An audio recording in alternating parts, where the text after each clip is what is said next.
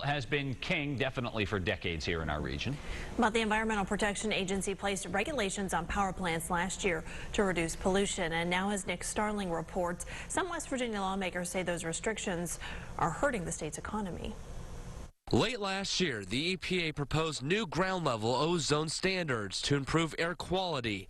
Since then, both of West Virginia's U.S. senators are not too happy with the regulations. We have 31 counties that could not make that.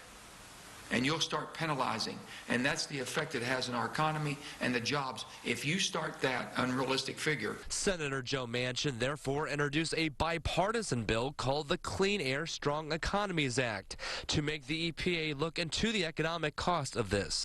Before the EPA, the Federal Environmental Protection Agency, reduces its ozone emissions from 75 parts per billion down to 60 or 65 parts per billion. You should at least have 85% of the counties around the country, they're out of compliance right now.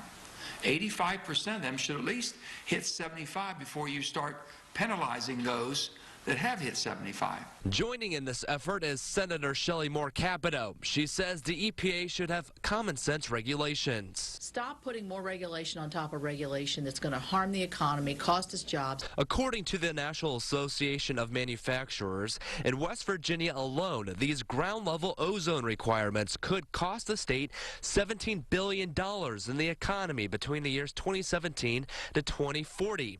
Cost West Virginians 11,000 jobs, $2 billion more in compliance costs, and drop your average household income by $980 a year. West Virginia is not in denial. We're doing all we can.